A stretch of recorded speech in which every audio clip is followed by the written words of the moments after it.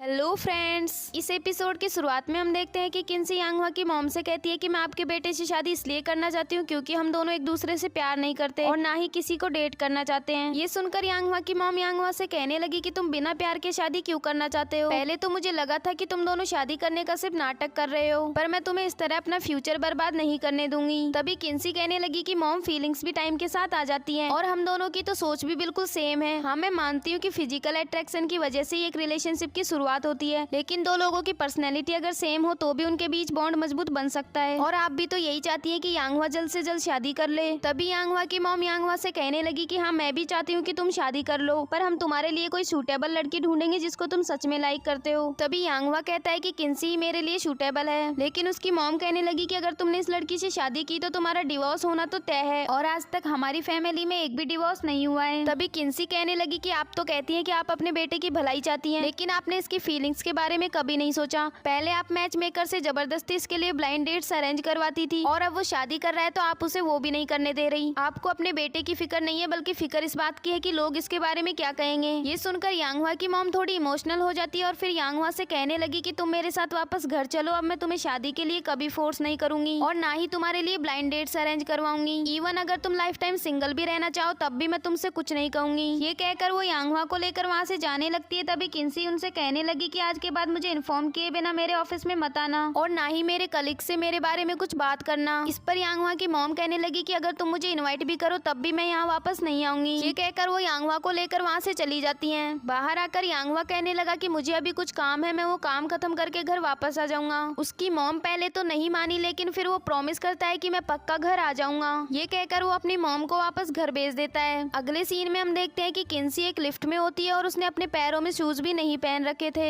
जैसे ही वो बाहर आती है तो देखती है कि यांगवा वहाँ पर खड़ा हुआ था। वो बिना कुछ बोले उसे गोद में उठाकर वहाँ से ले जाने लगता है। स्टाफ के लोग उनको देखने लगते हैं और फिर पूरा स्टाफ उनके पीछे आ जाता है, लेकिन वो ऑफिस में जाकर डोर बंद कर लेते हैं। उनको देखने के लिए ऑफिस के बाहर पूरी भीड़ इकट्ठी हो गई थी, लेकिन तभी लीडाई आकर उनको अपना अपना काम करने को कह देती है। सभी लोग अपना काम करने चले जाते हैं और फिर लीडाई भी छुपकर उनकी बातें सुनने लगी, लेकिन उसको कुछ सुनाई नहीं दिया। फिर वो एक ट्रिक लगाती है, वो एक कांच का ग्लास लेती है और उसको वॉल पर लगा के बातें सुनने लगती है, लेकिन उसका ये एक्सपेरिमेंट भी फेल हो गया। वहीं दूसरी ओर हम यांगवा को देखते हैं जो किन्सी के पैरों की केयर कर रहा था और किन्सी सोचने लगी कि मैंने काफी टाइम से इतना अच्छा फील नहीं किया। तभी यांगवा उससे शूज पहनने को कहता है और हाई हील्स पहनने के लिए मना कर देता है। फिर किन्सी अपने शूज पहन लेती है और तभी यांगवा कहता है कि आज मैं अपनी मॉम से बात करने जाऊंगा। इसके बाद किन्सी कहने लगी कि मुझे भी तुमसे कुछ बात करनी है, लेकिन ये जगह सेफ नहीं है, हम घर जाकर ही बात करेंगे। इसके बाद यांगवा अपने घर जाने लगता है और स्टाफ की सारी लड़कियां उसे फिर से देखने लगती है, लेकिन बेचारा यांगवा उनको इग्नोर करते हुए जल्दी से वहाँ से निकल जाता है। अगले सीन में हम लीडाई को देखते हैं जिसको ये समझ नहीं आ रहा था कि यांगवा ने अपनी शादी को अपनी मॉम से छुपाकर क्यों रखा है। फिर वो अपने एक एम्प्लॉय के पास कॉल करती है और उससे पूछने लगी कि ऐसी कौन सी सिचुएशन होगी जिसमें तुम्हें अपनी शादी को अपनी मॉम से छुपाना पड़े। इस पर वो एम्प्लॉय कहने लगा कि तुम मुझसे ये क्वेश्चन क्यों पूछ रही हो, मैंने तो अपनी मॉम से कुछ भी नहीं छुपाया। वो एम्प्लॉय तो उसे कोई जवाब नहीं दे पाया। फिर वो खुद ही जाकर उसको सॉल्व करने लगती है। तभी उसके दिमाग में आया कि ऐसा भी तो हो सकता है कि यांगवा अभी सिंगल हो और वो शादी का सिर्फ नाटक कर रहा हो, और अगर यांगवा सिंगल हुआ तो इसका मतलब किन्सी भी अभी अनमैरिड है। ये सोचकर वो काफी खुश हो जाती है क्योंकि इससे उसको किन्सी से आगे निकलने का एक चांस मिल जाएगा। अगले सीन में हम किन्सी के भाई वेन्यू को देखते हैं जो अपनी गर्लफ्रेंड के साथ एक रेस्टोरेंट में आता है। वो लड़की उससे कहती है कि ये जगह काफी एक्सपेंसिव है, हमको कहीं और चलना चाहिए, लेकिन वेन्यू कहने लगा कि हम यहाँ मेरी फ्रीडम एंजॉय करने आए, इसलिए हमको कुछ फैंसी खाना चाहिए। फिर वो वेटर को बुलाकर सभी डिशेज ऑर्डर कर देता है। वहीं दूसरी ओर हम यांगवा को देखते हैं जो अपने घर वापस आकर डिनर कर रहा होता है और उसकी मॉम ने उसके लिए फेवरेट खाना बनाया था। तभी यांगवा अपने पेरेंट्स से कहने लगा कि मैंने जो भी किया उसकी वजह से आप लोग काफी परेशान हो गए, उसके लिए मुझे माफ कर देना, मुझे आपकी फीलिंग्स के बारे में सोचना चाहिए था। फिर वो अपनी मॉम से कहने लगा कि आपने आज किन्सी के ऑफिस में आकर उसकी काफी डिसरिस्पेक्ट की है और मैं नहीं चाहता कि हमारी रिलेशनशिप की वजह से उसकी लाइफ में कोई प्रॉब्लम्स आए। उसकी मॉम कहने लगी कि अब भी तुम किन्सी के बारे में बातें क्यों कर रहे हो, अब तो तुम यहाँ वापस आ गए हो। लेकिन यांगवा कहने लगा कि अगर मैं उससे शादी ना भी करूँ तब भी मैं यहाँ वापस नहीं आऊंगा, क्योंकि अब मैं लगभग 30 साल का हो गया हूँ, मैं अब इंडिपेंडेंट होना चाहता हूँ और अपनी रिस्पॉन्सिबिलिटीज को समझना चाहता हूँ। उसकी यही स्पीच सुनकर उसके डैड बहुत खुश होते हैं, कहने लगे कि तुमने बहुत अच्छा फैसला लिया, चलो इसी बात पर हम साथ बैठकर ड्रिंक करेंगे। फिर उसके फादर उसकी मॉम से कहने लगे कि वो वाइन की बोतल लेकर आओ जो हमने यांगवा की वेडिंग नाइट के लिए रखी थी।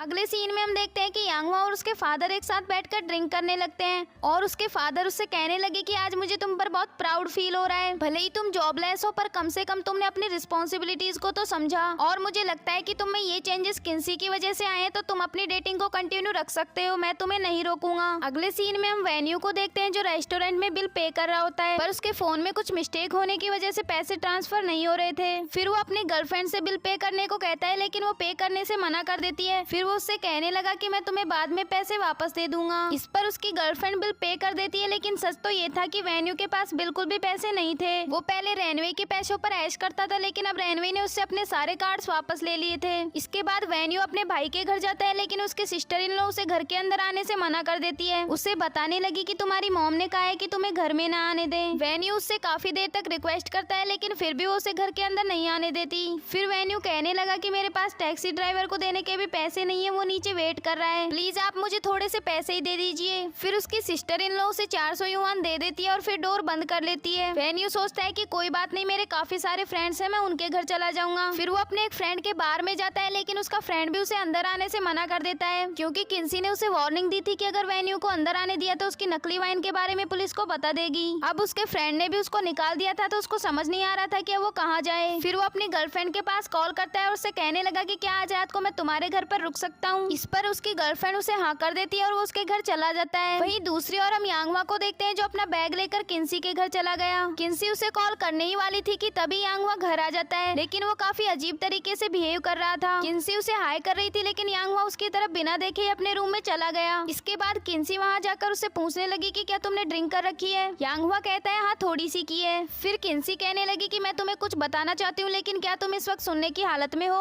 यांगवा कहता है हाँ। इसके बाद वो दोनों एक साथ बैठे होते हैं और किन्सी उससे पूछने लगी कि अब तुम्हारा नेक्स्ट स्टेप क्या होने वाला है। इस पर यांगवा कहता है कि मैं जल्द से जल्द यहाँ से चला जाऊंगा। किन्सी कहने लगी कि मैं तुम्हें यहाँ से भगा नहीं रही, तुम जब तक चाहो यहाँ रह सकते हो, मैं बस अपने प्लान में कुछ चेंज करने वाली हूँ। तभी यांगवा अपना सर टेबल पर रखकर सो जाता है और किन्सी कह रही होती है कि कल मिस यूही ने एक कपल पार्टी अरेंज की है और वहाँ तुमको मेरे साथ चलना होगा। फिर वो यांगवा की तरफ देखती है और उसके बाल पकड़कर पूछती है कि तुम मेरी बात सुन रहे हो या नहीं। यांगवा सोते हुए कहता है कि हाँ सुन रहा हूँ, तुम मुझे अपने साथ डिनर पर ले जाना चाहती हो, लेकिन मुझे भी तुमसे एक क्वेश्चन पूछना है। फिर वो उससे पूछने लगा कि तुमने मुझे अपनी कंपनी का सीक्रेट छुपाने को क्यों कहा था। किन्सी उसको कुछ जवाब दे ही रही थी कि तभी वो खड़ा हो जाता है और अपनी शर्ट खोलते हुए कहने लगा कि मैं अभी शावर लेने जा रहा हूँ, हम इस बारे में बाद में बात करेंगे। ये कहकर वो शावर लेने के लिए चला गया।